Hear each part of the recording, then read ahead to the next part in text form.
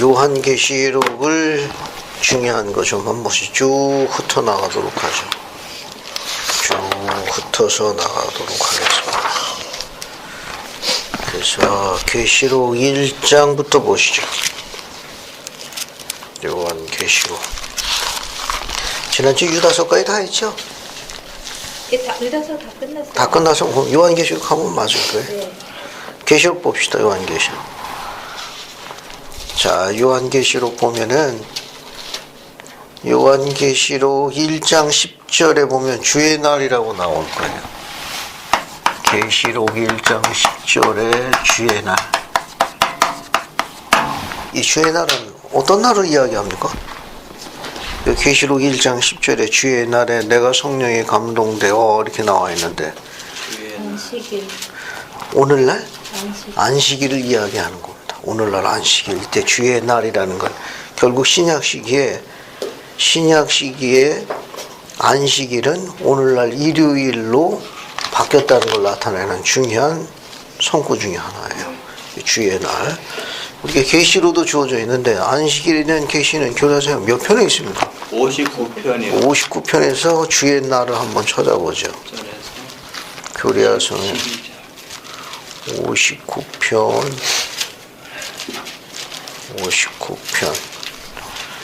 12절에 보면 있죠. 네. 그죠? 그러나 이날은 곧 주의 날에. 그러니까 후기 성도들은 오늘날 일요일날 예배드리는 안식일 예배드리는 건 직접적인 계시라는 걸 교리아서 59편 12절에 언급하고 있는 거고, 같은 기록이 요한계시록 1장 10절에 있다는 건 사도 시절의 안식일이 유대인의 안식일이 언제였어요? 토요일이요. 토요일에서 일요일로 바뀌었다는 걸 설명하는 겁니다. 그렇게 이해하시면 되겠고요. 그 다음에 이제 나머지는 여러분 쭉 읽어보시면 되고, 그 다음에 이제 3장 14절 보면은 거기 아멘이라는 단어가 나올 거예요. 네. 찾았어요? 아멘이시요. 거기 14절에 3장 14절에 라오디게의 교회 사자에게 편지하라 아멘이시오 할 때 아멘. 이렇게 아멘이 단독으로 쓰일 때는 어떤 뜻으로 쓰입니까? 아멘이처럼 단독으로 쓰일 경우에 그만 써보자. 우리 유인물을 잘못 만드는 거. 앞에 게 없네. 네. 제가 저기 가봤는데도 없어요. 이상하다. 어떻게 이렇게 만들었냐? 앞에 게 있는데 할 수 없네. 앞에 게. 뭐 교재를 참조하시는 수밖에 없네. 이 아멘이 보통 우리가 기도나 말씀 뒤에 아멘이라고 할 경우에는 네. 동의를 나타내지만 이처럼 단독으로 쓰일 경우에 이렇게 아멘을 단독으로 쓸 경우에는 예수 그리스도에 대한 또 다른 호칭이 그분에 대한 또 다른 호칭으로 쓰인다는 거. 아멘이시오라고 되어 있는 건 절대적이다 그런 말이에요. 절대적이다. 절대적인 진리의 증거 되시는 분, 확고하신 분, 그런 의미를 갖고 있어가지고 이때 아멘은 그리스도에 대한 또 다른 호칭으로 쓰이는 겁니다. 기도 끝에 쓰게 되면은 말씀이나 기도 끝에는 동의한다, 지지한다 그런 뜻으로 쓰이는 겁니다. 그래, 그렇게 보시면 되겠어요. 3장 14절. 3장 14절. 그러네. 자, 그래서 한번 적어볼게요. 3장 14절 보면 계시록 3장 14절 아멘. 이 아멘이 대화의 시작, 맨 처음 대화의 시작 이렇게 쓰일 경우에는 참됨과 확실성을 의미합니다. 참됨과 확실성을.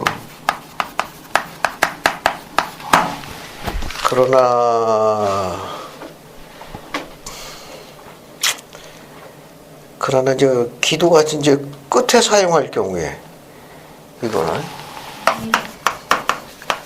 기도나 말씀 말씀을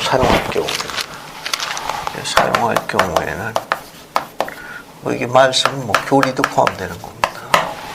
사용할 경우에는 말한 사람과 들은 사람이 즉 이것을 확실한 것을 받아들이는 행위예요. 즉 말한 사람과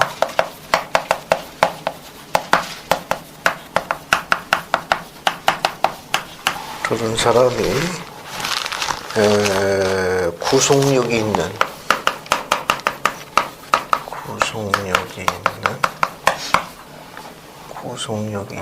확실한 것으로 받아들이느냐. 구속력이 있는 것으로 받아들임.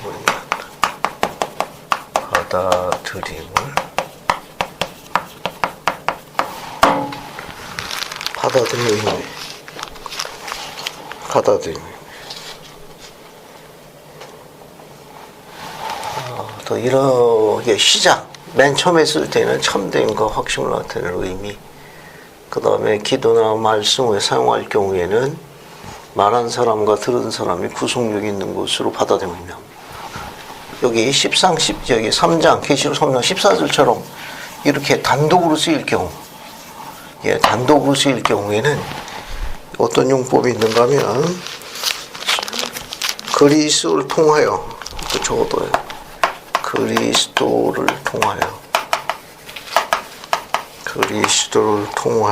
모든 행위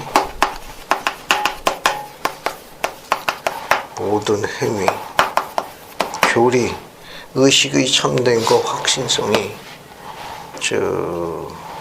의식의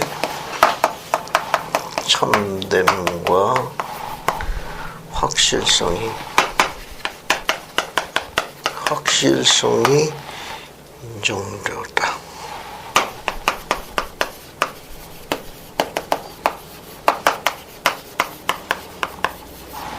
그러므로 구주는 위대한 아멘으로 묘사된다.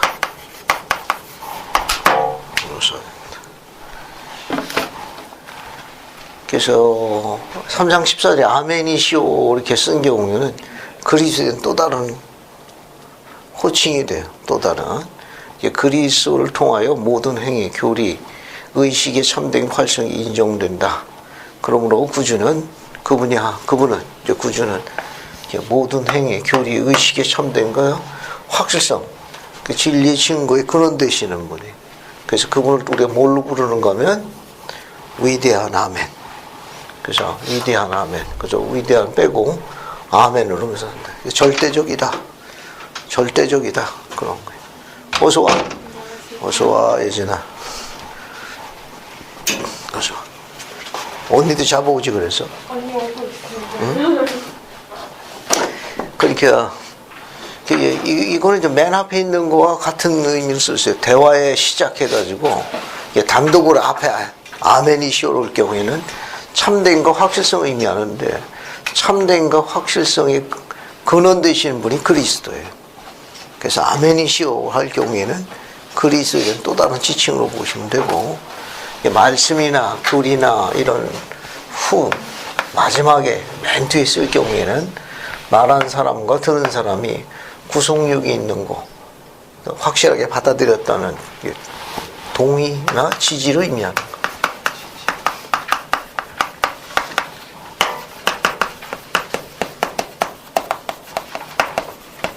동의나 지지를 나타내는 표현입니다. 그 정도 보시면 되겠습니다. 이게 맨 여기도 마찬가지예요. 14절 보면 아멘이시오 맨 앞에 사용되었으니까 여기 나와 있는 대로 참된과 확실성의 증거, 이제 그 근원 되신 분이 바로 예수 그리스도이기 때문에 그리스도에 대한 또 다른 호칭으로 봅니다. 이건. 그리고 기도나 우리가 쓰는 어떤 말씀이나 교리의 맨 끝에 쓰게 되면 말하는 사람이나 들은 사람이 구속력이 있는 것을 확실하게 받아들였다, 동의한다, 지지한다 그런 의사 표현으로 본다는 거.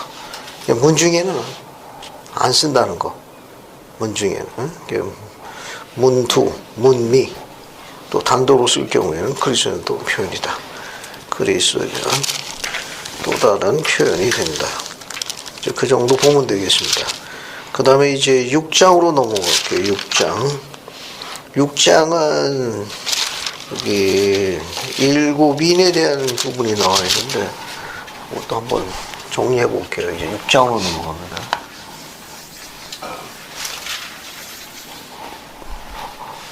그래서 여기는 이제 아담 때라고 보고 여기는 예수 그리스도, 여기는 그의 사도들.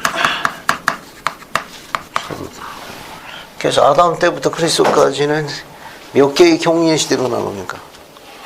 크게 4개로 나눠요. 4개. 크게 하나, 둘, 셋, 넷. 그래서 우리 요한계시록 6장에서는 계시록 이걸 이제 첫째인 이렇게 표현한 거예요. 둘째인, 셋째인, 넷째인. 그리스도께서 오셔가지고 성령을 베풀고 그 다음에 이제 속죄하시지. 그래서 부활하셔가지고 승천하십니다. 그러니까 다시 오시겠다고 그랬죠. 다시 오시겠다는 게 뭡니까 그게? 그리스도의 재림. 그리스도의 재림. 그래서 그리스도께서 속죄하시고 부활하셔서 승천하신 다음에 다시 오시겠다는 재림까지는 몇 개의 경륜의 시도 나누죠? 2개의 경륜이잖아요. 2개의 경륜. 2개의 경륜이 나누고 그러면 재림이 시작이 되면 어느 경륜의 시도 들어갑니까? 복천년으로 들어가는 거예요. 복천. 7번째.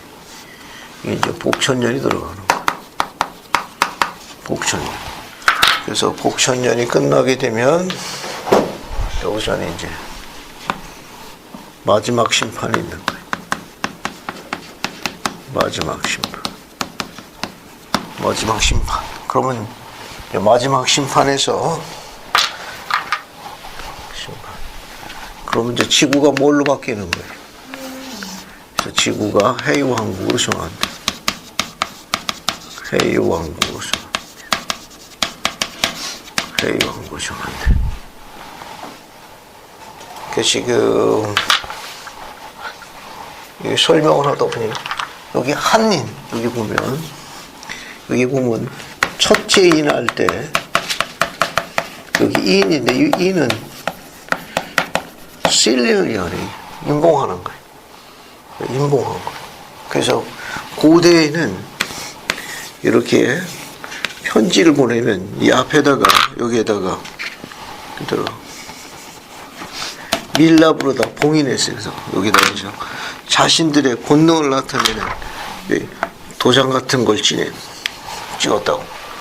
찍어서요. 그 요걸 뭐라고 그러냐? 인이라고 그래.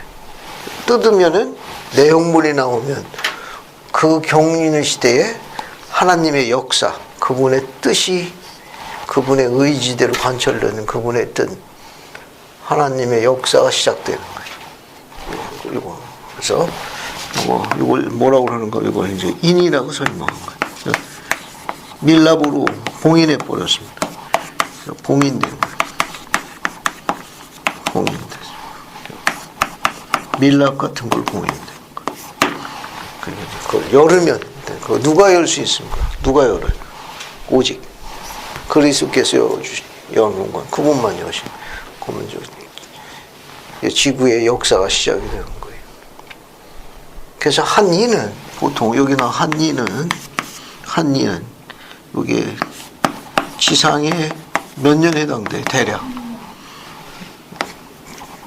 약 1000년에 해당되는 거예요. 그래서 아담 때부터 그리스도까지는 몇 년이 돼요? 네 가지 연으로 구성되어 있으니까 4000년이고 그리스도의 성역부터 재림 때까지는 얼마가 돼요? 2000년이 되는 거예요. 복천년은 천년이니까 다 합치면 모두 몇 년이 됩니까? 7천년. 지구의 종교 역사는 약 7천년을 보는 거. 그냥 종교상의 연대예요. 이거는 7천년 구성되어 있습니다. 그래서 아담 때부터 이게 복천년 때까지도 7인으로 구성되어 있고, 또 역사도 7천년이고, 또 창조가 며칠 이루어졌습니까? 이 앞에 여기서도 창조도 7일에 이루어진 거고, 창조도 7일간 이루어진 거고, 또 우리 계시록 보면 편지 보낸 게 몇 교회한테 편지를 보냈습니까? 7교회로 편지를 보낸 거예요. 7교회. 또 재앙동 7재앙. 7재앙. 이게 전부 7과 관련이 있어요. 이 7은 무슨 숫자로 하죠? 완전 숫자라고 그래요. 히브리 백성들이 완전 숫자라고 좋아하는 숫자. 그래서 7로 맞추는 거예요, 전부 다. 그래서 여기 보면, 여기 맨 앞에 보시면 6장 2절에 보면, 여기 6장 2절. 여기 6장 2절에는 무슨 말이 나옵니까? 흰말이 나오죠, 흰말. 그죠? 흰말을 탄 자가 뭘 가졌습니까? 활을 가졌고, 뭘 썼어요? 면류관을 썼죠. 면류관을 쓰고, 그 다음에 나가 이기고 또 이거다. 뭐 연전연승이네. 연전연승이고. 이게 첫 번째 인이고, 그 다음에 3절 보면은 두째 인을 떼실 때에 보니까 4절에 무슨 말이 나옵니까? 붉은 말이요. 붉은 말이 나옵니다. 붉은 말이 나오고, 이 붉은 말은 어때요? 땅에서 뭘 제거했습니까? 화평을 제거했네. 화평을 제거했고, 그 다음에 어떻게 됐어요? 서로 죽이고. 뭘 받았습니까? 큰 칼을 받았네. 큰 칼을 받아. 이건 두째 인이고, 그 다음에 셋째 인, 6장 5절. 셋째 인에는 뭐가 나와요? 검은 말이 나와요. 검은 말을 탄 자가 뭐 갖고 있었습니까? 검은 말을 탄 자가 저울을 갖고 있었네. 저울을 갖고 있고, 그 다음에 한 테라리온에 한 달에 뭡니까? 밀 한 대. 그 다음에 보리 속대가 있고, 거기에다가 감람류와 포도주를 어떻게 하라고 그랬어요? 이거 해치지 말라. 해치지 말라고. 그 다음에 7절, 6장 7절. 6장 7절 보면 무슨 말이 나옵니까? 청황생 말이 나와요. 청황생 말의 이름이 뭐가 나오죠? 사망하고 같이 가는 동반자가 누가 있어요? 음부가 있어요. 음부는 지옥이라는 뜻이에요. 지옥과 같다는 거예요. 그런데 이 사망, 죽는 선택 메뉴가 몇 개가 나와요? 첫 번째가 검, 두 번째가 흉년, 세 번째가 사망, 네 번째가 땅의 짐승.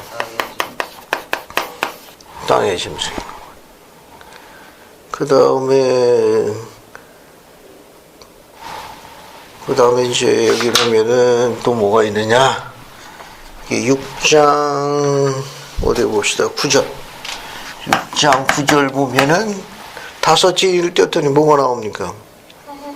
그렇죠. 죽임을 당한 영혼들이 나오죠. 그죠? 거기 보면 죽임을 당한 게 순교자의 시대가 되는 거예요. 순교자의 시대가 됩니다. 그 다음에 이제 여섯째인이 6장 12절이 나와요. 6장 12절. 6장 12절 보면 뭐가 나옵니까?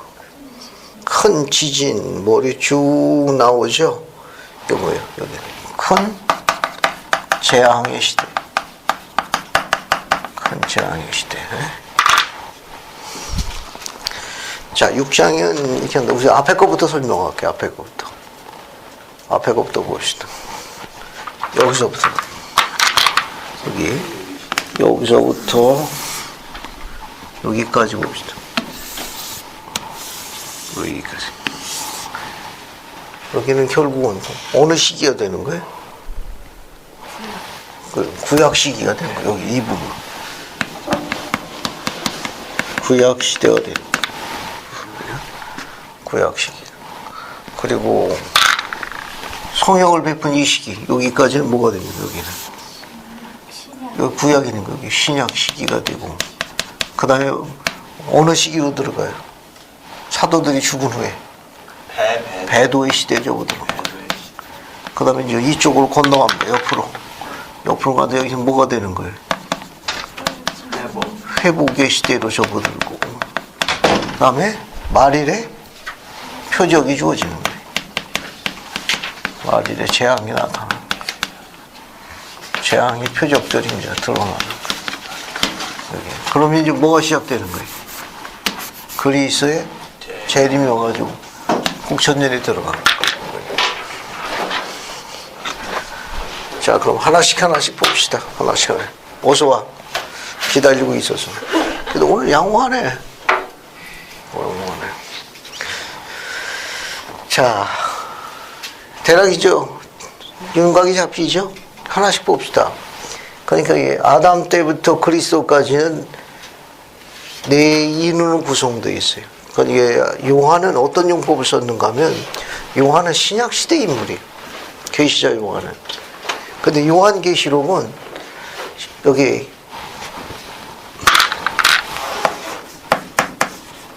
이게 사도 요한이거든. 혹은 이제 계시자 요한이라고도. 그 요한은 우리 시대를 이야기한 거예요. 요한이 본 거는 우리 여기서부터 이쪽 부분을 언급한 거예요. 요한은. 요한계시록은 앞으로 있을 일에 대한 계시예요. 그래서 자기가 앞으로 있을 일에 대해서 기록한 기록이 참되다는 걸 증거하기 위해 가지고 앞에 기록에 대해서 설명했어요. 그래서 앞에 기록이 실제로 이루어졌으면 자신이 자기 이후에 기록된 사건도 실제로 이루어진다는 걸 증거한 논법으로 기록한 거예요. 그럼 이제 하나씩 따져볼게요. 그러면 이 첫 번째 일에는 흰말이 나타나죠. 그죠? 요거는 그 첫 번째 경륜의 시대의 특징을 나타내는 거예요. 여기 첫 번째 경륜 시대는 흰말, 두 번째 인에는, 둘째 인에는 붉은 말, 셋째 인에는 검은 말, 넷째 인에는 초록색 말이 나오잖아요. 그죠? 그래서 이 말은 각각 뭘 나타냅니까? 말은 뭘 상징하는 거? 여기 나타나 있는 말은 뭘 상징하는 거예요?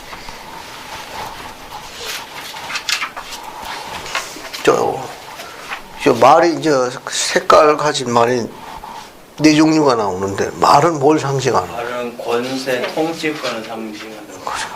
권세, 파워나 혹은 도미니언, 통치권을 상징하는 거예요. 파워, 도미니언.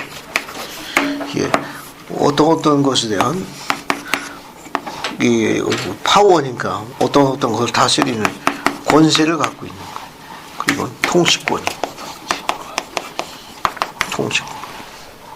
한 시대를 다스릴 수 있는 파워를 갖고 있어요. 사이즈를, 크기를 갖고 있다. 온 시대를 다스리는 파워, 권세를 갖고 있습니다. 근데 도미니언, 통치권의 권세를 갖고 있다. 그래서 흰말을 탄 자가 활을 갖고 있으니까 활은 전쟁 무기. 그러니까 거기서 싸웠을 거예요. 싸워가지고 승리했다는 암시가 멸류관을 썼다고 그러니까 그가 그 시대를 다스리고 통치한 거예요. 또 연전연승이라는 건 이게 주님의 경륜의 시대가 7경륜의 시대 나오는데 첫 번째 1라운드에서 뭘로 장식했습니까? 승리로 장식했어요. 그래서 최종 라운드가 몇 라운드예요? 6라운드예요. 6라운드에서 뭐 하신다는 거예요? 여기서도 승리하신다는 거예요. 왜냐면 여기도 전쟁이 있거든. 여 앞에도 전쟁이 있는데 전쟁이 있다고. 여기 재림전에 있는 전쟁이 뭐예요? 아마겟돈의 전쟁.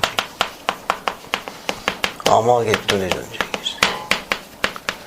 그리고 복천년 끝날 때 사탄이 풀려가지고 다시 전쟁을 또 일으킨대요. 복천년이 끝날 때 또 전쟁이 또 한 번 있어요. 복천년이 끝날 즈음에 전쟁이 있어요.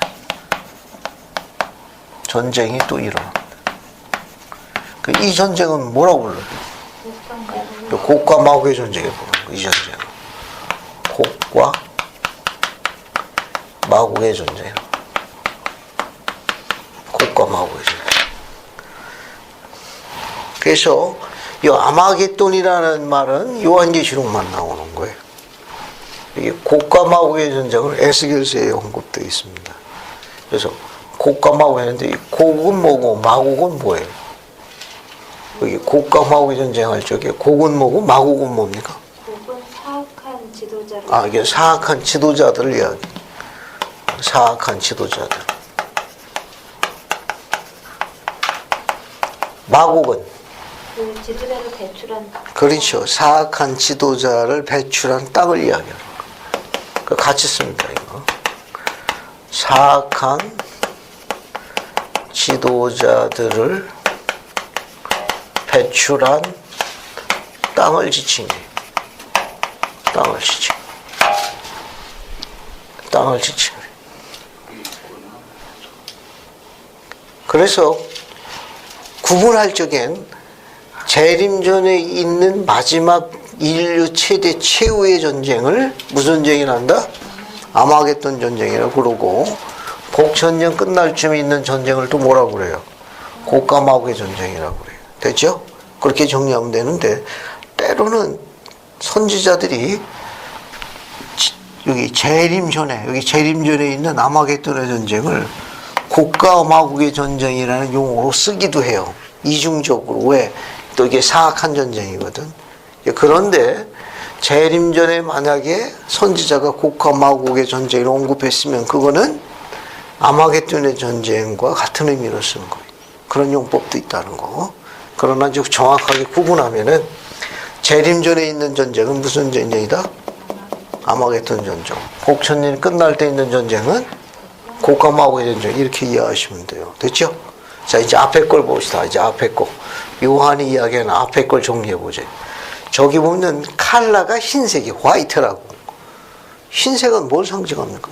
정결, 깨끗한 거, 정결한 거. 여기 이 화이트란 단어는 여기 화이트 이거 지웁시다. 이거 지우고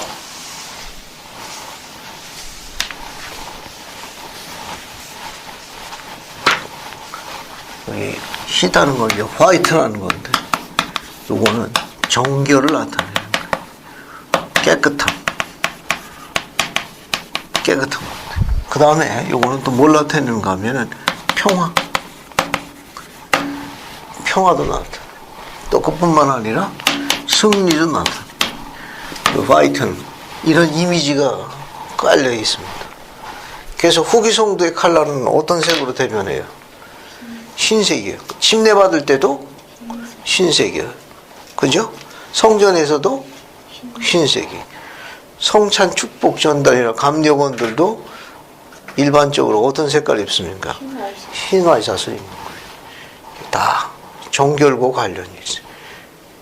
그러니까 해왕국의 칼라도 우리가 흰색이라는 것을 지극히 흰색, 햇빛보다 더 밝은 흰색으로 알 수 있습니다. 자, 그러면 흰말을 탄 자, 첫 번째이네. 흰말을 탄 자, 이렇게 지극히 정결하게 돼서 그 경륜의 시대를 통치하고 다스리는 의로운 자가 누가 있어요? 에녹이야. 여기서 에녹의 시대를 이야기하는 거예요. 여기는 에녹의 시대를 이야기하는 거예요. 대표로. 두 번째 인을 뗐더니 붉은 말이 나왔어요. 그죠? 붉은 말이 나왔는데 이 붉다는 거, 여기 레드. 이 붉다는 거, 이건 뭘 상징하는 컬러 같아요? 이거는 이 붉은색은 어떤 이미지를 상징합니까? 블라드, 피. 그 이게 또 피니까 또 뭐하고 관련이 있어요? 그렇죠. 싸우는 거. 전쟁. 전쟁이니까 피를. 붉은 말을 탄 자가 어때요? 이게 불다른 건지, 이게 피하고 전쟁이 그 시대를 다 다스려가지고 온 세상이 폭력으로, 전쟁으로 물들은 시기야. 폭력으로. 온 세상이 폭력으로 물들었다고. 그래서 땅에 화평이 없어지고 서로 죽이고 또 어때요? 온 세상에 폭력을 물들는 칼도 그냥 칼이 아니라 큰 칼이에요. 그래서 온 세상이 붉은 아주 시뻘건 피로 온 세상에 다 물들었으니까 물드는 붉은 피를 씻어낼 필요성이 있었다고. 그래서 씻어냈죠. 온 세상을 지구를 깨끗이 씻어냈으니까 이때요. 경전에서는 뭐의 홍수라고 그래요? 노아의 홍수. 여기가 노아의 홍수가 이것이 뭐예요? 이게 피로 물들었으니까 씻어내야 되거든. 씻어버렸어. 노아의 홍수. 온 세상이 피로 물들었거든. 따라서 붉은 말을 탄 자는 누가 돼요? 노아가 아니겠어요? 노아라고 하면 노아가 섭섭하다. 뭐 사탄 그 자신이 이야기합니다. 됐죠? 그래서 온 세상이 악으로 물든 거예요, 사악함을. 그래서 싹 씻어낸 거예요. 그 다음에 이제 셋째 인으로 갑시다. 셋째 인에는 뭐가 있어요? 검은 말이 있네요, 여기. 블랙. 검은색. 이 검은색은 뭘 상징합니까? 어떤 컬러의 이미지를 갖고 있습니까? 죽음을 이야기해, 죽음을 이야기해. 그러니까 요 셋째인에서 검은 말을 탄 자가 뭘 갖고 있었어요? 저울을 갖고 있어요. 저울을 갖고 있었다는 거는 뭔가가 부족했던 거예요. 그 뒤에 뭐가 나옵니까? 미란대 보리석대가 나오니까 뭐가 부족한 시기예요? 식량이 부족했던 거예요. 식량이 부족해가지고 그러니까 기근으로 뭐가 임한 거예요?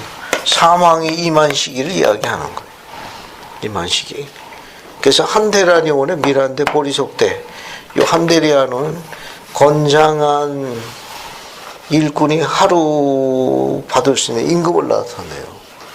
이게 하루 임금, 정상은 요새 건장한 노동자 하루 임금이 얼마예요? 일당이. 요즘 그냥 대충 10만 원. 10만 원. 그러면 안희숙 자매님 10만 원 갖고 미란대 사오면 잘 사온 거예요? 아니죠. 보리석대 10만 원 주고 사왔다. 너무 잘못 사왔죠. 이제 기근 때의 가격을 나타내는 기근 때. 그 다음에 감람류와 포도주는 해치지 말라는 건 곡식이 없으니까 어때요? 감람류라든지 이렇게 야생의 그런 뭐라고 그럴까요? 나물,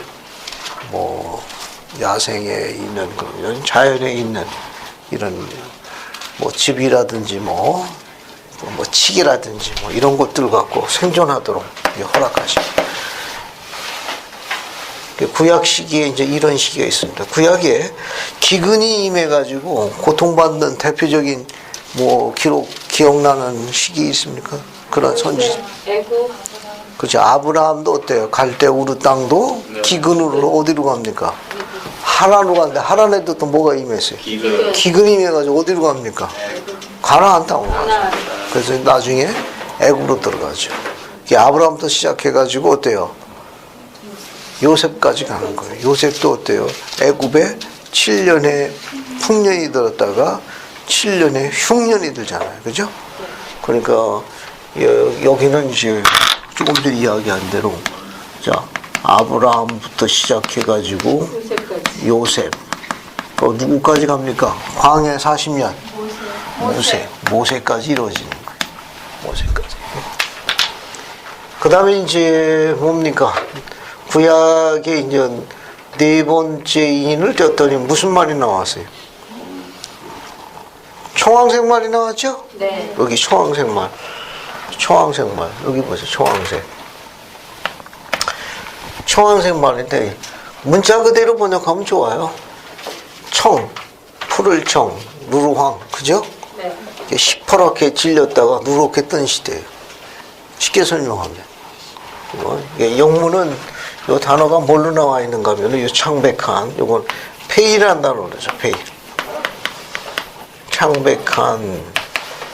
원래는 이런 뜻인데 이건 색깔이 섞였습니다. 창백한이니까 청황색이라고 묘사해서. 예. 왜냐하면 그 이름이 뭐라고 그랬어요? 이름이 사망 아니에요. 그러니까 죽음의 공포가 다가올 적에 시퍼렇게 질렸다가 죽게 되면 어떻게 됩니까? 누렇게 뜨는 거예요. 꿈보다 해몽이 더 중요해. 청황. 그런 식이에요. 그러니까 사망이니까 죽어야 돼. 그러니까 왜? 지옥에 따라왔으니까 극도의 공포가 따라온 거예요. 근데 어떻게 죽어야 되느냐? 죽는 메뉴가 4개가 있어요. 4개 중에 하나를 선택하라는 거예요. 네. 됐습니까? 네. 너 검으로 죽을래? 싫어요. 그러면 흉년으로 죽을래? 싫어요. 그러면 여기 있는 검은 전쟁을 나타내는 거예요. 여기 있는 흉년은 기근을 나타내는 거예요. 여기 있는 사망은 역병을 이야기해요. 역병. 칼에 맞아 죽을래? 아파서 싫어요. 굶어 죽을래? 고통스러워요. 병으로 죽을래? 그것도 싫어요. 그럼 남는 게 뭐예요? 땅에 물려 죽을래? 마음에 안 들지만 할 수 없네요. 누렇게 뜨는 거죠. 땅의 짐승도 되지만 내 땅하고 관련이 있기 때문에 땅에 주어지는 재앙도 돼요. 재앙도 포함돼요. 재앙 혹은 재난 다 포함돼요. 그러니까 이 시기는 우리가 보통 구약의 전쟁의 인물로 대표되는 사람이 하나 있습니다. 다윗 시대로 봐요. 대표적인. 그래서 요한은 첫째 인부터 넷째 인까지가 성취됐기 때문에 요한은 자기 시대 이후에 대해서 기록한 그 계시의 말씀이 다 이루어진다는 논법을 썼습니다. 이게 6장의 기록이에요. 이게 6장. 6장은 이 정도 보시면 되겠습니다. 그다음에 또 하나 또 보죠. 7장 1절 봅시다. 7장 1절. 7장 1절 봤습니까? 네. 1절부터 3절까지 한번 읽어볼게요. 예진이가 한번 읽어볼까? 계시록 7장 1절부터 3절. 이 이스라엘 내가 내 천사가 땅 위에 힘의 성공을 보니 땅의 서방의 바람의 축제와 바람으로 하여금 땅이나 바다에나 각종 나무에 불지 못하게 하노라. 또 봄에 다른 천사가 살아계신 하나님의 인을 가지고 해 돋는 데로부터 올라와서 땅과 바다를 해롭게 할 권세를 받은 네 천사를 향하여 큰 소리로 외쳐 이르되 우리가 우리 하나님의 종들의 이마에 인치기까지 땅이나 바다나 나무들을 해치지 말라 하더라. 감사합니다. 거기 7장 1절을 보면은 이 땅의 네모퉁이에 누가 있어요? 네 천사. 땅의 네모퉁이에 네 천사가 있죠. 네 천사가 있습니다. 땅의 네모퉁이에 지금 네 천사가 있습니다.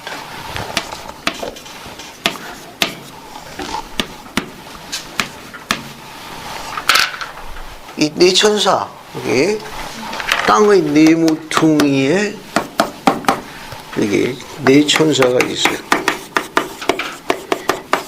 이 천사는 어떤 천사인지 계시로 주어져 있는데 그게 어디 나오죠? 계시로 77편으로 갑니다.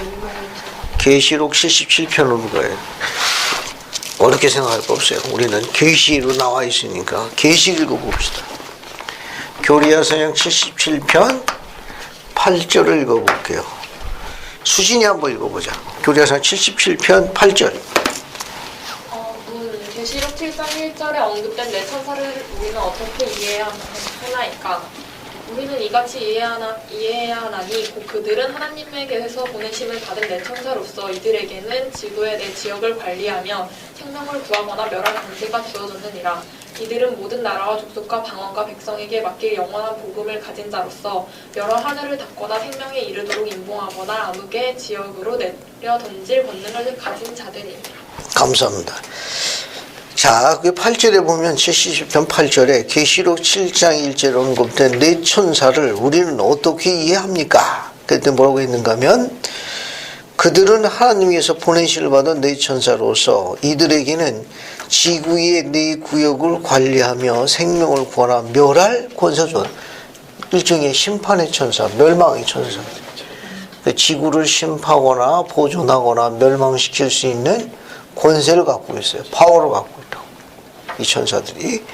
이들은 모든 나라 족속과 방언과 백성들에게 맡길 영원한 복음을 가진 자로서 여러 하늘을 닫거나 생명에 이르거나 임봉하거나 암흑의 지역으로 더 내려 던질 뭘도 갖고 있어요. 권능을 가진다니나. 이 권능, 앞에 나와 있는 권세, 권능이 똑같이 영문이다. 파워에. 앞에는 권세로 밑에는 권능이다. 다 좋습니다. 이거 다 좋아요. 여기 보면 이제 네 천사는 뭐냐? 여기 이제 멸망의 천사들, 멸망의 천사들.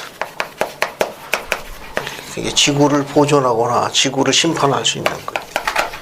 지구를 보존하거나 지구를 심판할 수 있어요. 이거 심판한다는 뭐냐? 이제 멸망할 수 있는 권세를 갖고 있습니다. 파워를 갖고 있어요. 파워를. 결국 뭘 나타내는가 하면은 밀과 가라지에 비유게 되면 밀을 걸르고 가라지를 뽑고 하는 부르짖는 주님의 종들이 있죠. 네. 그런 종들하고 같은 의미. 왜? 그 밭에서 밀을 걸러서 곳간에 갖다 놓고 가라지를 다 놓고 태워버리니까 같은 기능. 같은 기능을 이야기합니다. 이건. 그래서 이게 흥미있는 건 뭐냐면 여기서도 마찬가지인데 이 계시를 쭉 보게 되면 네 천사가 땅을 이제 태워버리려고 하고 있었잖아요. 그죠? 네. 태워버리려고 있었는데 해 돋는 쪽에서 누가 나타났습니까? 3절에 여기 다른 천사. 그렇죠. 다른 천사.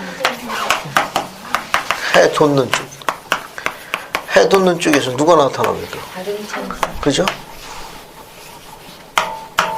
다른 천사가 나타났어요. 다른 천사가 나타나고 뭘 외칩니까? 한번 적어볼게요. 거기. 뭐라고 되어 있습니까? 거기. 우리가 우리 하나님의 종들의 이마에 우리가 우리 하나님 종들의 이마에 인치까지. 그렇죠. 우리 하나님 종들의 이마에 인치기까지 뭐라고 그랬어요? 해하지 말라. 땅이나 바다나 나무들을 해하지 말라 하더라. 땅이나 바다나 나무를 해하지 말라 하니라. 그죠? 네. 그 재밌는 건 이 다른 천사가 뭡니까? 2절에 보게 되면 네 천사를 향하여 어떻게 외쳤어요? 큰 소리로 외쳤네. 그죠? 큰 소리로 외쳤습니다. 큰 소리로 외쳤어요. 큰 소리로 외쳤어요. 큰 소리로 외쳐. 그럼 정리를 해볼게요. 그러니까 네 천사가 땅의 네 모퉁이를 지키고 있다는 건 저 심판으로부터 피할 자가 없다는 거예요. 그런데 지구를 태워버린다고 그러니까 밀과 가라지의 비유에 보면은 불로 태우는 건 뭘로 태우는 거예요? 밀입니까? 가라지입니까? 가라지를 태우는 거예요. 그런데 재밌는 건 뭐냐면 이거 태워버리려고 했더니 해돋는 쪽에 다른 천사가 나타나고 큰 소리를 외쳤거든. 우리가 우리 하나님의 종들의 이마에 인치기까지 그 인치는 작업이 이루어지는 땅이나 바다나 하면 아무것도 손대지 말고 하지 말라. 그러면 여기 나와 있는 우리 하나님의 종들의 이마에 인치는 사업이 무슨 사업이에요? 성전 사업. 그렇죠. 인봉에 관련된 사업이니까 이건 성전 사업이에요. 성전 사업입니다. 그죠? 네. 그리고 이 큰 소리로 외쳤다는 건 어느 사업하고 비슷합니까? 선교 사업. 또 선교 사업과 관련된 거예요. 이 선교 사업이 들어가면 자동적으로 성전 사업이 시작될 거예요. 결국 뭐냐면 땅을 태워버리기 전에 성전 사업이 이루어지는 거니까 밭에서 뭐를 거두는 거 비슷해요. 밀을 거두는 거 비슷해요. 밀을 걷어가지고 내 곳간에 갖다 놓는다고 그랬습니다. 그죠? 네. 그러니까 내 곳간은 어디를 나타내요? 성전을 나타내는 거예요. 그러니까 추수 방법은 주님께서 추수 때까지 재림 때, 여기 재림 때거든. 이 재림 때에 밀을 먼저 거둔다는 걸 암시하는 흥미있는 성구예요. 가라지를 태워버리고. 그래서 우리가 갖고 있는 마태복음 13장 30절을 봐요. 마태복음 13장 30절 한번 봅시다. 마태복음 13장 30절 봐요. 거기 한수자매님 한번 읽어보세요. 마태복음 13장 30절입니다. 둘 다 추수 때까지 함께 자라게 두라. 추수 때에 내가 추수꾼들에게 말하기를 가라지는 먼저 거두어 불사르게 단으로 묶고 곡식은 모아 내 곳간에 넣으라 하리라. 감사합니다. 거기 보면 우리가 갖고 있는 마태복음 13장 30절에는 추수꾼들이 뭘 먼저 거둡니까? 가라지를 먼저. 그렇죠. 그 다음에 곡식, 밀을 걷어가지고 곡간에 넣게 되어 있죠. 근데 이 추수 방법에 대한 계시가 교리학성에 몇 편이 또 나와 있습니까? 예. 몇 편이 나와 있어요? 86편. 86편으로 가요. 잘 찾았네요. 86편으로 갑시다. 86편으로 가요. 그래서 한번 읽어보죠. 86편 7절을 신혜경장님 한번 읽어보세요. 그러므로 추수할 때가 완전히 무르익기까지 밀과 가라지가 함께 자라게 하라. 그러고 나서 너희는 먼저 가라지 가운데서 밀을 모아내고 밀을 모은 후에 보라. 또 바라보라. 가라지는 다발로 묶이며 밭은 장차 불사름을 입게 됩니다. 감사합니다. 재밌네요. 그죠? 그 실제로 보면 추수할 때가 완전히 무르익기까지 밀과 가라지가 함께 자라게 하라. 그러고 나서 너희는 먼저 가라지 가운데 밀을 모아내가지고 밀을 모은 후에 그죠? 어디다 갖다 놓은 겁니까? 내 곳간에 갖다 놓는 거예요. 그런데 저 앞에서 보게 되면 흥미있는 게 뭐냐, 밀과 가라지에서 밀을 먼저 거뒀거든. 그러면 해 돋는 쪽에서 다른 천사가 외쳤는데 이 해 돋는 쪽은 또 뭘 상징하는 겁니까? 이거 회복을 상징하는 거예요. 회복. 해 돋는 거. 예. 그래서 다른 천사가 외쳤어요. 그러니까 멸망의 천사가 땅을 심판하기 전에는 먼저 뭐가 수행돼야 돼요? 밀을 먼저 거둬야 돼. 밀을 먼저 거둬야 된다. 그러니까 마태복음에 나와 있는 추수 방법이 계시로 주어져 있는 게 맞고 요한계시록 7장에도 밀을 먼저 거두는 게 맞다는 배경 설명이 되는 거예요. 이거는. 그리고 이런 것도 계시해 보게 되면은 또 이게 또 볼 수 있는 게 5절 봐요. 86편 5절. 정사님 86편 5절도 한번 읽어보세요.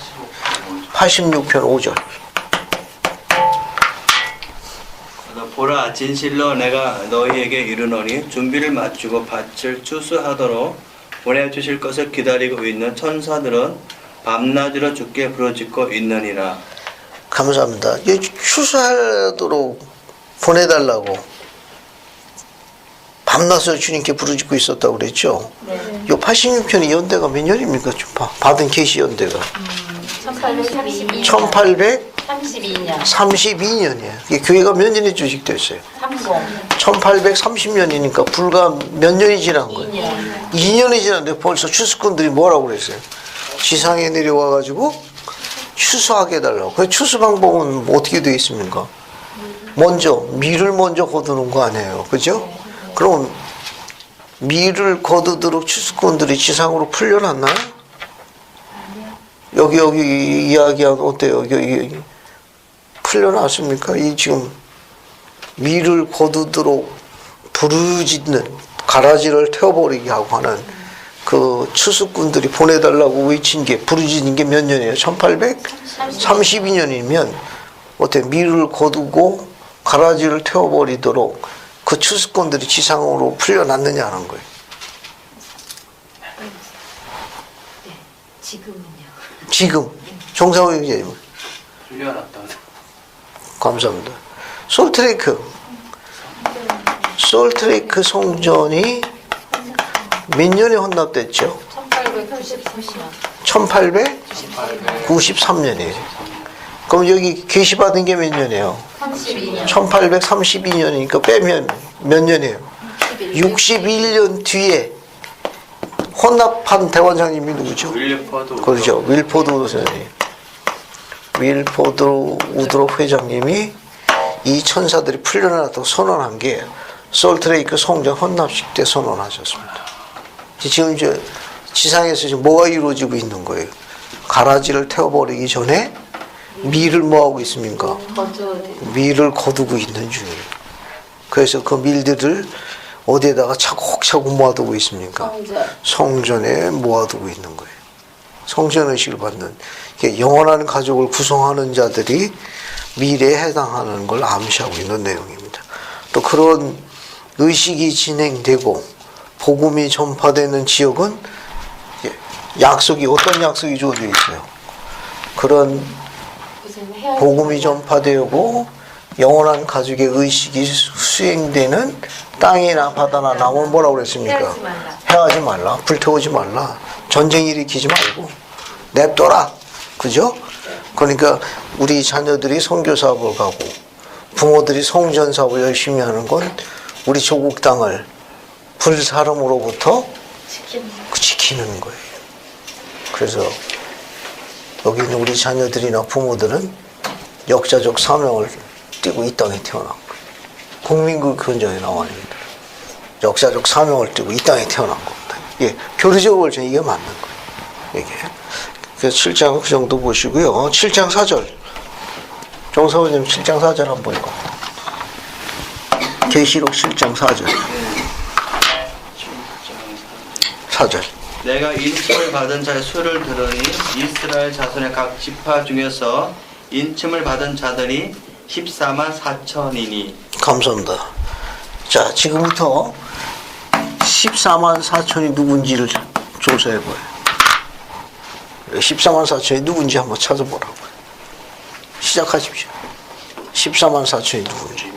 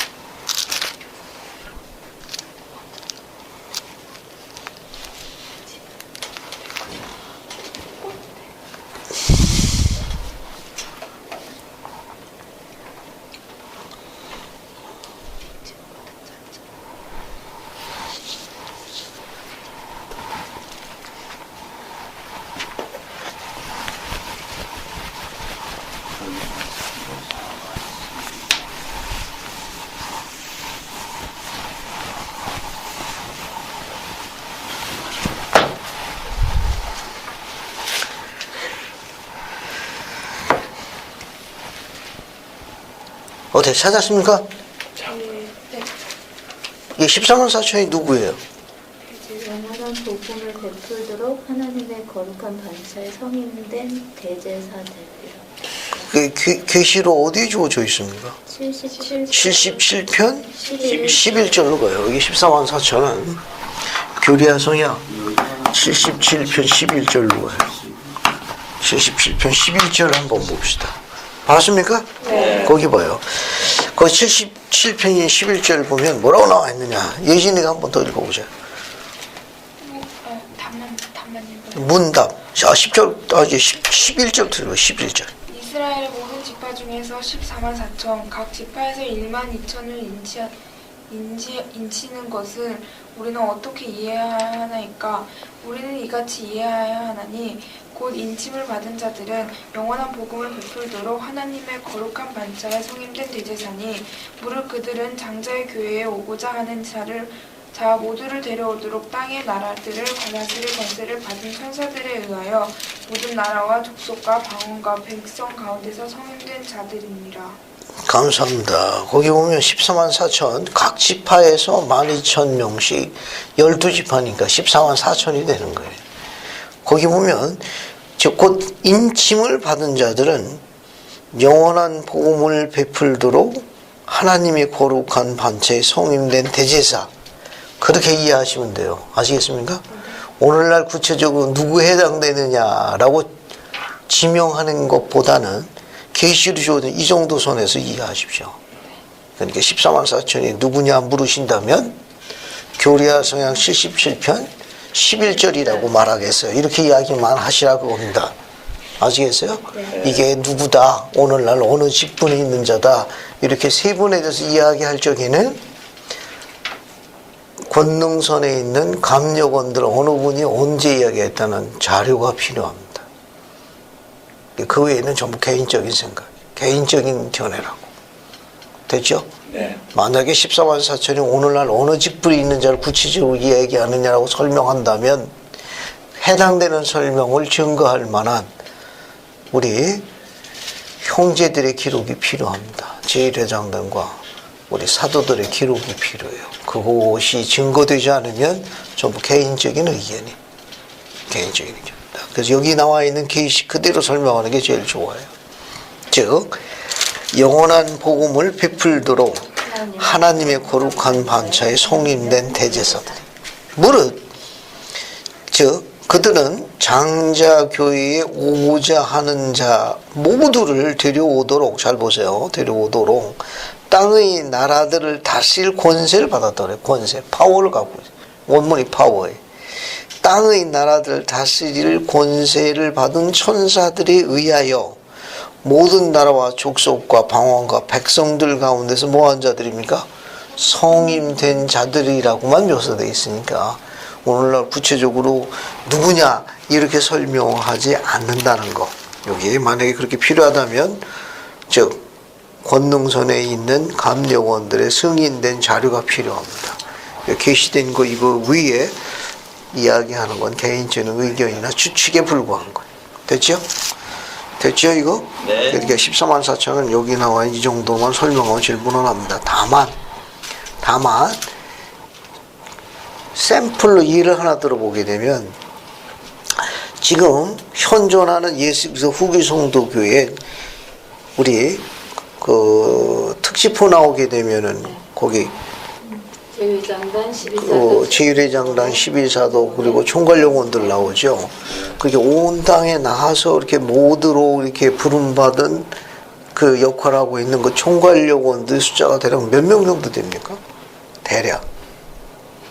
우리 그 특집호에 보게 되면 대략 몇 명이죠? 대략 몇 명 정도 되는 것 같아요. 대략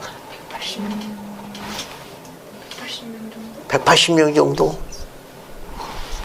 100명 조금 넘을 것 같아요. 그래요. 아마 얼추 보기엔 한 120명에서 되는데, 그러면 그 120명이 지금 현재 온 세상을 관리하고 있는 거 아니에요? 네. 만약에 14만 4천이라는 수가 관리하면 이 예수 그리스도 후기 성도 교회라는 한일 왕국의 그 왕국의 힘이 얼마나 크겠어요. 지금 뭐 120명 가지고도 안 뒤지는구만. 빵빵하잖아. 만약에 그 수가 14만 4천이면 어떻게 될 것 같아요? 온 세상을 통치하는 거. 그러니까 샘플로 예를 들면 꼭이라고 이야기 안 했습니다. 알겠어요?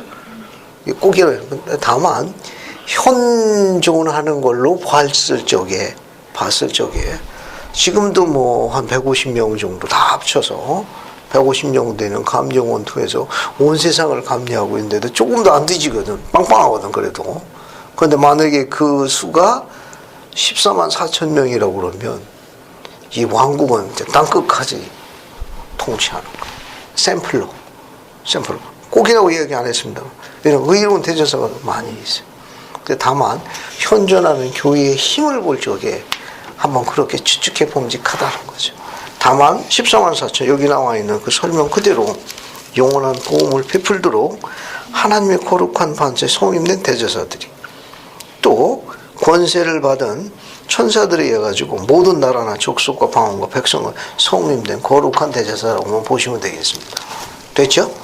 자, 그 정도 보시고요. 그 다음에 이제 또 뒤로 넘어갑시다. 뒤로 넘어가요. 그럼 이제 나머지는 또 어디 보시는가 하면은 9장 15, 16절 봐요. 아마겟돈의 전쟁. 여기 9장 15, 16절을 수진이가 한번 읽어보자. 계시록 9장 15, 16절. 내 천사가 놓였으니 그들은 그년 월 일시에 이르러 사람 3분의 1을 죽이기로 준비된 자들이더라. 마병대의 수는 2만만이니 내가 그들의 수를 들었노라. 감사합니다. 이건 이제 아마겟돈의 전쟁을 일으키는 사악한 군대의 숫자가 나와요. 그 사악한 군대 숫자가 몇만이에요? 마병대의 수가 2만만이에요. 2만만이니까 2만에다가 만을 곱하면은 이 수가 얼마예요?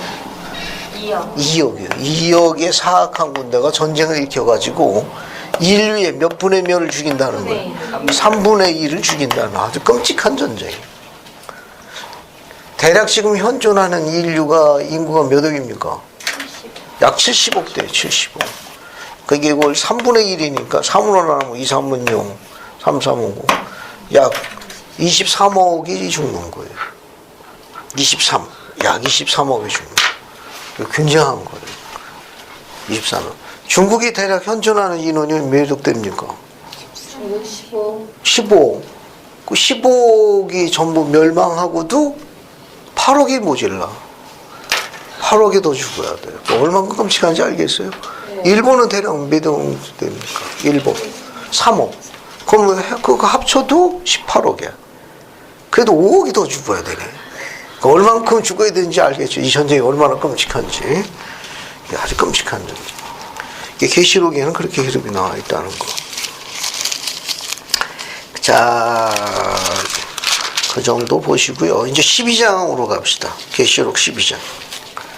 계시록 12장 봐요. 찾았어요? 계시록 12장.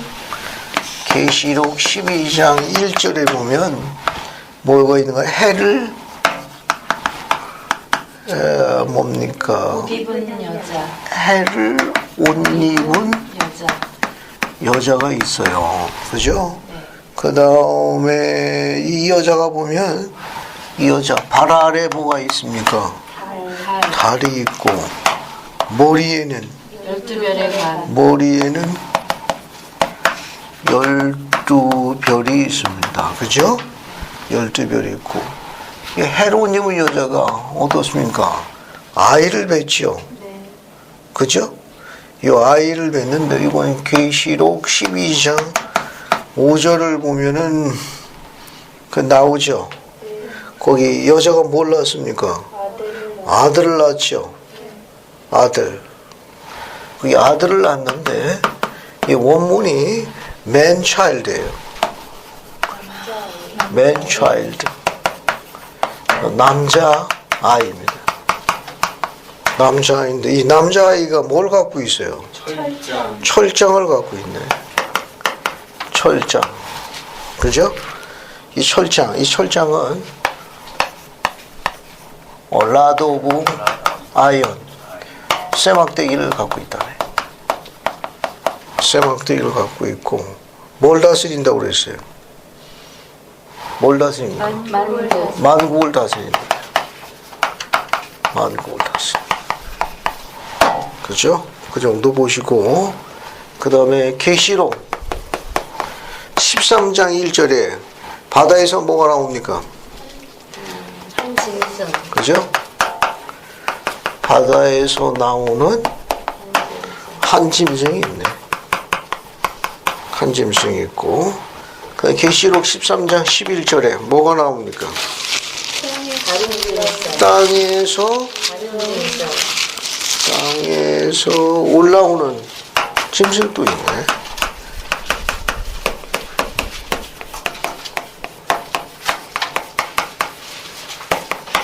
땅에서 올라오는 짐승이 있어요. 여기 봐요.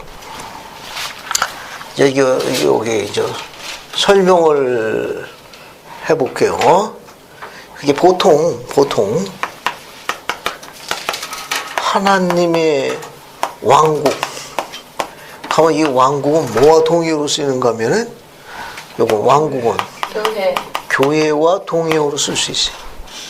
알겠습니까? 하나님의 왕국이나 하나님의 교회는 동의어로 쓸 수 있습니다. 그러니까 이 왕국이니까 이 왕국이라는 건 정치적인 요소하고 종교적인 요소가 결합된 거예요. 종교적인 요소 결합됐어요. 이제 하나님의 왕국과 적대되는 왕국이 뭐예요? 사탄의 왕국, 악마의 왕국. 악마의 왕국. 그러니까 여기 악마의 왕국도 왕국이니까 뭘로 동의어로 쓸 수 있어요? 교회로 쓸 수 있어요. 따라서 악마의 왕국도 두 개로 구성되어 있어요. 정치적인 요소하고 종교적인 요소로 구성되어 있어요. 종교적인 요소로 구성되어 있어요. 종교적인 요소로 구성되어 있어요. 됐죠?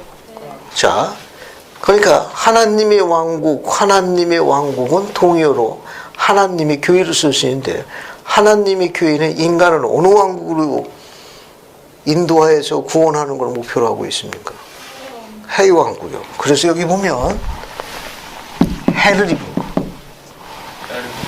해를 입은 여자니까 알겠어요? 해를 입은 여자예요.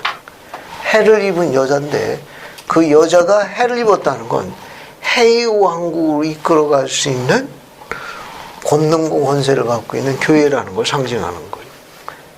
알겠어요? 이건 그러니까 그 여자 발해라는 건 세상을 이야기해요. 세상에 있는 왕국, 교회는 어느 왕국분이 못 가. 다른 왕국분이 못 간다는 거예요. 됐죠? 근데 머리에 뭘 썼다는 거예요? 12별을 썼다니까 12별. 요 별은 지도자를 나타내는 거예요. 12이니까 누굴 이야기하는 거예요? 그 12사도예요. 12사도가 있는 거니까 하나님의 교회를 상징하는 거예요. 됐어요? 그리고 하나님의 교회를 상징합니다. 하나님의 교회를 상징하는 거니까 여기 보면 이거 하나님의 왕국의 여기 정치적인 요소 1번, 2번 그 다음에 악마의 왕국의 이건 3번 이건 4번 이렇게 쓸게요. 그래서 이거는 해를 입은 여자는 하나님의 교회를 상징하는 겁니다. 즉 인간을 해의 왕국으로 데려갈 수 있는 하나님의 교회를 상징해요. 이것은 하나님의 교회에 뭘 나타내느냐? 종교적인 요소를 의미하는 거예요. 몇 번이에요? 2번이 해당되는 거예요. 2번. 이건 이제 A라고 그러고 요거 악마의 왕국 필요하면은 A-2가 되는 거예요. 그럼 뭐가 필요합니까? 정치적인 요소. 여기 이 남자아이는 뭐냐면은 지금 해를 입은 여자가 남자아이를 출산한 거 아니에요? 그죠? 그러니까 하나님의 교회가 아들을 낳았어. 이 아들은 뭐냐? 온 세상을 다스리는 아들이거든. 말씀으로, 그죠? 요건 뭘 이야기하는가 하면 이 아들은 그리스도가 만왕의 왕으로 다스리는 복천년의 왕국을 상징하는 거예요. 복천년 왕국을 상징하니까 하나님의 교회 어느 요소가 되느냐면 A 다시 이 종교적 정치적인 요소에 해당되는 거예요. 따라서 여기 봐요. 아담 시대에서부터 6라운드까지는 하나님의 왕국은 어떤 요소만 갖고 있는 거예요? 종교적인 요소만 있어. 그럼 정치적인 요소는 언제 갔습니까? 복천년 때 갖는 거예요. 됐죠? 그리고 여기 보면 바다에서 나온 이 짐승, 이 바다는 세상을 상징해요. 세상을 상징하는 거예요. 이것은 악마의 왕국의 정치적인 요소를 이야기하고 비의 삶을 이야기하는 거예요. 바다에서 나온 짐승은 바다는 이제 세상을 다스리는 거예요. 악마의 왕국 정치적인 요소를 이야기해요. 그리고 땅에서 나오는 짐승이 있죠. 땅에서 나온 짐승은 계시록 13장을 다시 봐요. 13장 11절을 봐요. 계시록 13장 11절 봤습니까? 어린 양같이 두 뿔이 있고 용처럼 말하더라 그랬죠? 땅에서 나온 짐승 생김새가 어떻게 생겼다는 거예요? 어린 양이고 근데 뭐가 달려있어요? 뿔이 있고 권세를 갖고 있고 뭐처럼 이야기합니까? 용처럼 이야기하죠. 종교적 지도자를 이야기하는 거니까 요거는 악마의 왕국에 뭘 이야기합니까? 종교적인 요소를 이야기하는 거예요. 4번에 나오면 앞에 봐요. 앞에 봐요. 그러니까 여기 그리스 재림 전까지 악마의 왕국은 정치적인 요소, 종교 요소 이게 두 개를 다 갖고 있어. 알겠어요? 그런데 하나님의 왕국은 뭐만 갖고 있는 거예요? 종교적인 거 있으니까 하나님의 왕국이 밀릴 수밖에 없어요. 그런데 언제 상황이 역전이 되느냐? 복천년 때. 이때는 악마의 왕국이 정치적인 요소나 종교 요소가 전부 어떻게 돼? 전부 다 문 닫는 거예요. 크로즈 돼. 됐죠? 그걸 비유한 겁니다. 그런 요소를 알고 공부하면 눈에 들어올 거예요. 안 그러면 계시록이 이해하기가 쉽지 않고 그런 거 알고 공부하면 계시록이 쉽고 재밌다. 그 정도 보시면 되겠어요. 그런 게 있다라는 걸 바라봅니다. 그 다음에 이제 16장 16절 봐요. 16장 16절 봤습니까? 네. 거기 뭐가 나와요? 아마겟돈이 나오나. 그러니까 네. 아마겟돈의 용어는 계시록에서 요한이 처음 사용했다는 거. 그 정도 보면 돼요. 그 정도 보시면 됩니다. 그 다음에 이제 19장 7절로 가요. 19장 7절. 찾았어요? 네. 19장 7절 보면 거기 어린 양의 혼인이 나올 거예요.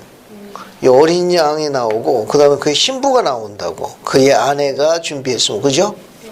여기 보면은 어린 양은 누굴 상징해요? 예수 그리스도를 상징하는 거고 그의 아내는 요거는 새 시온을 상징하는 거예요. 새 시온. 뒤에 또 설명할 거예요. 새 시온. 그 정도 보시면 되겠습니다. 그 다음에 또 뒤로 넘어가 가지고 뭘 보시는가 하면은 19장 13절 봐요. 하늘에서 백마 타고 내려오시는 분들, 이건 이제 상징성을 이야기하는데, 근데 내려오시는 그분이 어떤 옷을 입었습니까? 피 뿌린 옷을 입었죠. 네. 이 피 뿌린 옷은 재림하시는 재림주의 표현을 언급합니다. 그래서 여러분 어디를 보시면 오늘 아주 유인물 56-4를 봐요. 오늘 아주 유인물 56-4 56-4를 봐요. 봤습니까? 네. 거기 인용문을 정상훈이 한번 읽어봐요. 그리스도가 흰옷을 입고 오실이라는 것은 잘못된 개념이다. 요한계시록과 교리와 성령에는 그는 붉은 옷을 입을 것이라 분명히 기록되어 있다. 이것은 그가 세상의 죄를 짊어질 것과 심판하러 온다는 것이다. 감사합니다. 그건 흰 옷이 아니라 붉은 옷을 입고 오는 건 그분이 세상을 다스릴 심판주를 상징하기 위해서 오는 거예요. 고대의 농부들은 흰 옷을 입고 포도즙을 밟았어요. 포도주를 만들기 위해 가지고. 그러면 포도를 밟으면 거기 튀어가지고 붉은 걸로 물들었어. 그건 뭐냐? 이게 짓밟아다가 다스리는 거, 심판하는 걸 상징하는 거. 그래서 붉은 옷 입고 오는 건 그리스도가 심판주라는 걸 상징하는 표현인데 실제 상황이라는 거. 그 다음에 그 정도 보시고요. 그 다음 21장으로 넘어갑니다. 21장 뭐예요? 봤습니까? 네. 거기 봅시다. 거기 보자. 21장 보기 전에 20절 어디를 보는가 하면은 20장 7절 봐요. 20장 7절. 단어 하나 보고 넘어갈게요. 찾았어요? 네. 20장 7절 8절을 종훈이가 한번 읽어보세요. 20장 7절 8절. 천명이 차면 사탄이 그곳에서 나사 땅의 사방 백성 곧 곡과 마구를 미역하고 모아 싸움을 붙이리니 그 수가 바다의 모래 같으리라. 감사합니다. 여기 봐요. 이게 복천년이 끝날 때야. 끝날 때 사탄이 다시 전쟁을 일으키는데 그 전쟁을 뭐라 한다? 곡과 마구의 전쟁이라는 거예요. 여러분 유인물 54-9를 봐요. 찾았어요? 네. 거기 밑줄 친 거만. 요한은 우리에게 복천년이 끝나면 사탄은 다시 풀려나게 되고 선과 악이 싸우는 마지막 큰 전쟁이 있게 될 거라고 분명히 말하고 있다. 천사장 미가엘 즉 아담이 사탄과 그의 군대와 싸울 하나님의 군대를 모을 것이다. 그리고 사탄과 그의 무리는 영혼은 전에 있었던 곳으로 쫓겨나게 될 것이다. 건너뛰고 요한은 사탄을 따를 무리를 뭐라 부른다? 곡과 마구기라 부른다. 밑에 거 밑줄 친 거. 조셉 필딩 스미스가 아마겟돈의 싸움과 곡과 마구의 싸움의 차이를 이렇게 분류하고 있다. 그리스의 재림이 있기 전에 아마겟돈이라 불리우는 큰 전쟁이 에스겔서 38장과 39장에 기록된 것까지 일어날 것이며 복천년이 있으면 이제 끝날 때에 곡과 마구의 전쟁이 또 있을 것이다. 그렇게 정리한다는 거. 아까 설명한 겁니다. 됐죠? 네. 그러면 앞에 곡과 마구의 전쟁 여기 특징은 뭐냐 하면 여기 재림전에 있는 이 아마겟돈 전쟁은 필멸의 인간끼리 싸우는 거고 여기는 어때요? 아담이 군대를 모은다고 그랬으니까 필멸의 인간도 싸우지만 아담은 필멸의 인간인가요? 부활체의 존재지. 네. 그러니까 필멸과 부활체의 존재가 연합군을 구성했다니까 흥미진진할 거예요. 반지의 제왕의 결정판이 될 거예요. 알겠어요? 자, 그 정도 보고요. 20장 어디를 보는가 하면 12절 한번 읽어봅시다. 안혜숙 자매님 그 12절 한번 읽어주세요. 12절. 또 내가 보니 죽은 자들이 큰 자나 작은 자나 그 보좌 앞에 서 있는데 책들이 펴 있고 또 다른 책이 펴졌으니 곧 생명책이라. 죽은 자들이 자기 행위를 따라 책들에 기록된 대로 심판을 받으니. 감사합니다. 우리가 그리스도의 심판대 가게 되면은 우리를 심판할 책이 펴져 있다네. 네. 책이 몇 권이 펴져 있습니까? 2권. 두 권에 하나는 생명. 생명의 책이 있는데 죽은 자들이 자기 행위에 따라 책이 기록 심판을 받더라. 이게 생명의 책도 펴져 있고 또 다른 책도 펴져 있습니다. 그죠? 그러면 책이 두 권이라는 걸 알 수 있어요. 하나는 지상의 행위가 기록된 책이라는 걸 설명할 수가 있고 또 다른 건 어디에서 기록된 겁니까? 하나는 우리 지상에서의 우리 행위가 기록된 게 있을 거고 또 하나는 하늘에서 기록된 생명책이 있을 거예요. 우리 생활기록부가 두 권이라는 걸 묘사하는 거예요. 알겠습니까? 나중에 우리 딴소리 못해. 아이고 무슨 말씀 소소하게 CCTV 찍었나요? 그러면 거기서 방영이 될 거야 이게. 여러분 이게 실제로 이게 일어날 거 자다가도 벌떡 일어날 일이 내 지상사 삶의 파노라마처럼 다 보여줄 적에 내 며느리고 손주가 있을 적에 안 부끄럽도록 생활해요. 알겠어요? 어머 우리 아버님도 저거 보여주면 안 되는데 우스갯소리입니다. 56-10 한번 읽어볼게요. 56-10. 아니, 잠시만요. 56-10 한번 읽어보세요. 우리는 책이 열릴 것이라는 말을 듣습니다. 이 책들 중에 하나가 천국에 있는 우리들 생활의 기록입니다. 열릴 다른 책들은 지상에서 기록된 책들입니다. 교회의 조직 때부터 주님은 교회 회원들은 기록을 하라는 지시를 해오셨습니다. 감사합니다. 여기 보면 하나는 천국에 있는 우리 생활상의 기록이고 또 다른 책 하나는 지상에서 기록된 책이게 두 권이 우리를 증거할 거예요. 계시로 주어졌으니까 계시 한번 읽어볼게요. 128편 6절부터 8절 봅시다. 128편 6절에서 8절 봐요. 6절에서 8절 찾았습니까? 네. 교리와 성약 128편 6절에서 8절 절이 기니까 한 절씩 한 절씩 읽어볼게요. 그래서 6절은 수진이가 읽고 7절은 예진이가 읽고 8절은 종훈이가 읽고 자 시작해요. 읽어봐요.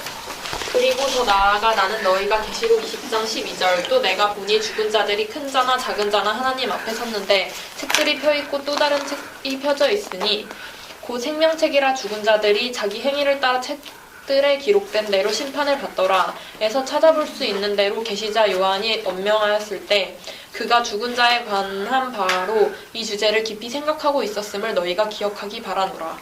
너희는 이 인용된 구절에서 책들이 펴있고 또 다른 책이 펴졌으니 곧 생명책이며 죽은 자들이 자기 행위에 따라 책들에 기록된 대로 심판을 받았음을 찾아볼 수 있으리라. 따라서 여기 언급된 책들은 그들의 행위에 대한 기록이 실려있는 책이요 땅 위에서 작성되는 기록을 가리킴이 분명하도다.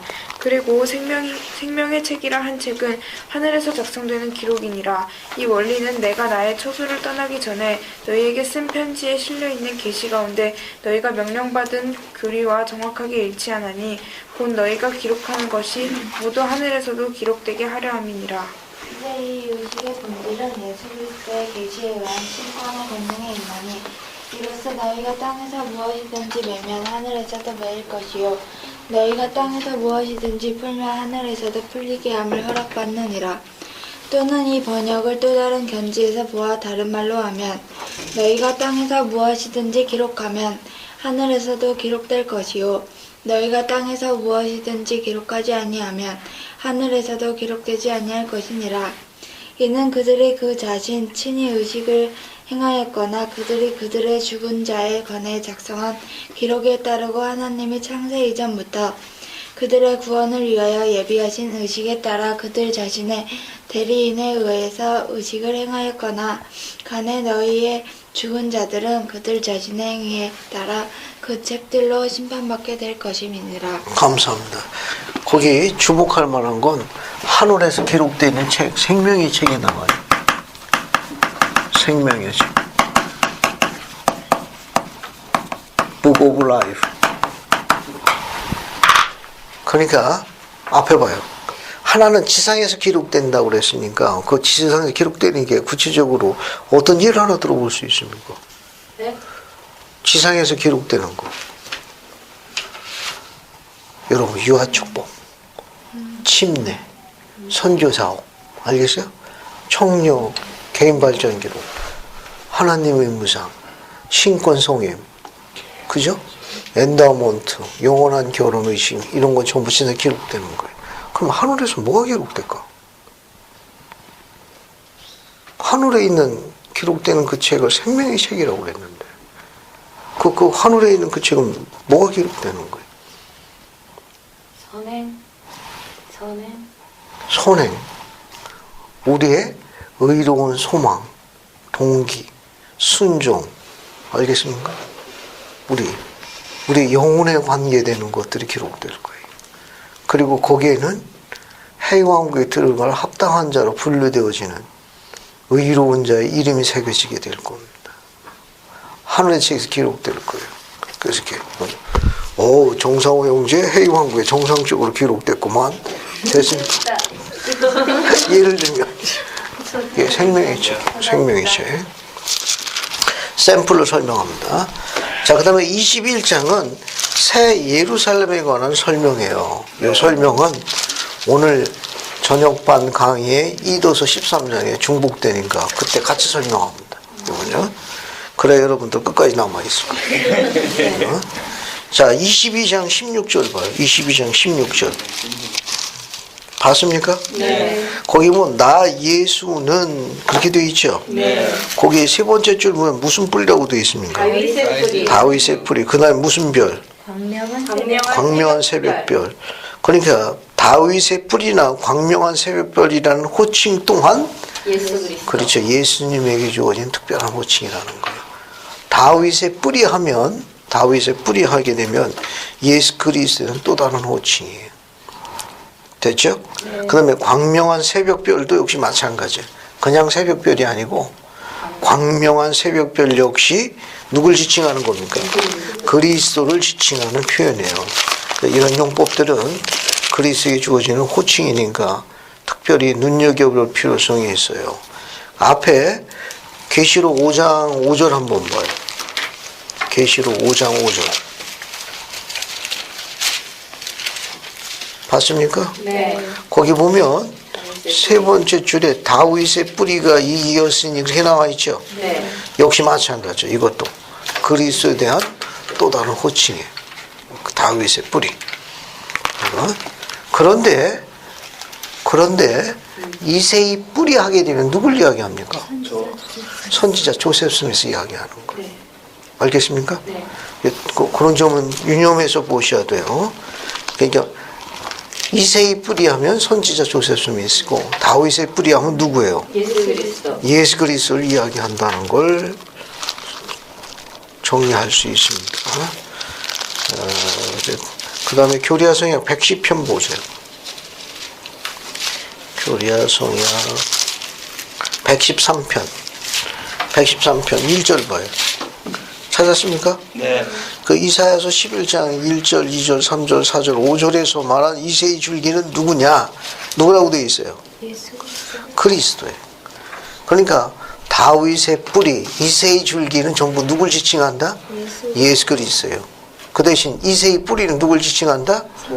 조셉 스님을 지칭한다. 그러면 공부 많이 한 거예요. 왜냐하면 113편 5절 봐요. 5절 보면 이세의 뿌리는 누구냐? 6절의 설명에 누구라고 나와 있는 거예요? 예, 선지자 조셉 스미스 이야기하는 거예요. 그 정도 보시면 돼요. 오늘 공부 많이 한 거예요. 예, 다윗의 뿌리 하면 누구예요? 예수 그리스도. 이세의 뿌리 하면 선지자 조셉 스미스. 이세의 줄기 하면 예수 그리스도를 이야기하는 거예요. 광명한 새벽별도 역시 예수 그리스도입니다. 오늘은 이렇게 해서 계시록을 마치고 새 예루살렘 이도서 13장에 언급되는 거 같이 설명하도록 하겠습니다. 예수 그리스도를 전합니다. 아멘.